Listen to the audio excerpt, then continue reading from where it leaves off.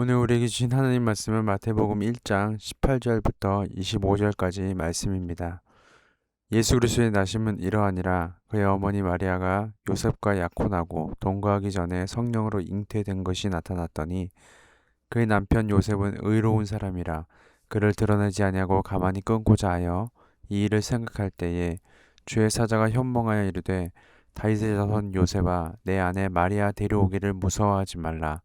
그에게 잉태된 자는 성령으로 된 것이라. 아들을 낳으리니 이름을 예수라 하라. 이는 그가 자기 백성을 그들의 죄에서 구원할 자이심이라 하니라. 이 모든 일이 된 것은 주께서 선지자로 하신 말씀을 이루려 하심이니 이르시되 보라 처녀가 잉태하여 아들을 낳을 것이요 그의 이름은 임마누엘이라 하리라 하셨으니 이를 번역한즉 하나님이 우리와 함께 계시다 함이라. 요셉이 잠에서 깨어 일어나 주의 사자의 분부대로 행하여 그의 아내를 데려왔으나 아들을 낳기까지 동침하지 아니하더니 나음에 이름을 예수라 하니라. 아멘. 임마누엘 약속의 성취 예수 그리스도라는 제목으로 함께 말씀을 나누도록 하겠습니다. 오늘 본문에서 마태는 예수 그리스도의 탄생을 설명합니다. 특별히 마태복음은 마태가 유대인의 관점으로 복음서를 작성하였습니다. 따라서 예수 그리스도의 탄생을 설명함에 있어 오늘 본문에서 볼 수 있는 요셉의 행동은 율법에 대해 철저히 지키려는 유대인의 관점에서 볼 때 말도 안 되는 행동이라는 것입니다. 하지만 유대인의 관점에서 예수의 탄생은 논란거리가 될 수 있음에도 불구하고 마태가 예수의 탄생을 복된 소식으로 당당히 말하고 있는 것은 하나님의 일하심은 인간의 어떠한 경험과 상식과 생각, 심지어 하나님께서 주신 율법조차도 헤아릴 수 없이 광대하심을 말하고 있는 것이며 그 율법을 넘어선 하나님의 약속이 놀랍게 성취됨을 언급하고자 한다는 점에서 마태복음의 이 부분, 즉 예수 그리스도의 탄생 장면은 주목할 만하다는 것입니다. 그렇다면 말씀을 통해서 구체적으로 요셉의 행동과 하나님의 일하심이 어떠한지 살펴보고 우리 각자의 삶에 어떻게 적용할 것인지 묵상해 보도록 하겠습니다. 18절부터 보면 예수 그리스도의 나심은 이러하다라는 말로 마태는 숨김없이 예수의 탄생을 말하고자 함을 알 수 있습니다. 앞서 말했듯이 마태는 복음서를 유대인의 관점에서 작성했기 때문에 예수 그리스도의 탄생 과정은 충분히 논란거리가 될 수 있습니다. 어떤 논란거리냐면 18절 하반절부터 다시 읽어보면 그의 어머니 마리아가 요셉과 약혼하고 동거하기 전에 잉태되었다라는 것입니다. 이것은 유대인이 아니라고 할지라도 어느 곳이든 논란거리가 될 수 있는데 마태는 이것에 대해서 당당히 언급하고 있다는 것이죠. 19절에서 볼 수 있는 요셉의 행동이 한편으로는 대단하지만 한편으로는 당연한 반응에서 나오는 행동일 것입니다.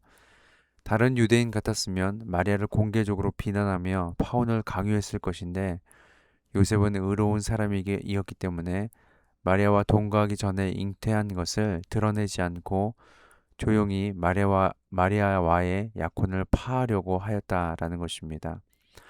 그런데 가만히 보면 마리아도 대단합니다. 마리아가 아이가 생겼다는 것을 요셉이 알았다는 것은 마리아가 요셉에게 말했다는 얘기가 될 수 있지 않을까요? 요셉도 의로운 사람이지만 마리아도 참 대단한 사람임을 볼 수 있습니다. 그런데 여기서 또 놀라운 점은 이러한 요셉과 상황과 그의 생각까지도 마태는 적나라하게 기록하며 유대인들에게 복음을 제시하고 있다는 것입니다. 숨기지 않습니다. 하나님의 일을 숨기지 않았습니다. 당당하게 말합니다. 그렇다면 나는 이러한 일이 있다면 어쩌면 유대인들에게 돌로 맞을 수도 있는 그런 상황에서 아니 어쩌면 유대인이 뭐야 예수의 탄생이 그런 거야 라고 말하며 그들에게 지탄받을 수 있는 이런 상황에서 나는 과연 당당하게 말할 수 있을까라는 것입니다. 그런데 마태는 그렇게 했다는 것이죠. 당당하게 말했다는 것입니다. 어떻게 그렇게 할 수 있을까요? 답은 간단합니다. 그의 삶의 주인이 더 이상 이 세상의 누군가가 아니라 바로 내 사랑하는 예수님이 되셨기 때문입니다. 내 입술로는 예수 그리스도에 대해서 당당하게 말하고 나중에 일어날 그 모든 일은 주님께 맡기는 삶을 사는 것입니다. 믿음의 선배들은 그러한 삶을 사셨습니다. 그리고 그 믿음의 발걸음을 우리도 지금 걷고 있는 것입니다. 계속해서 20절부터 보면 요셉은 이 일을 생각할 때 주의 사자가 현몽하여 말하였습니다.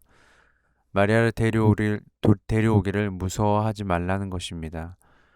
마리아가 잘못한 것이 아니라 뱃속에 있는 아이는 성령으로 잉태된 것이라고 말해줍니다.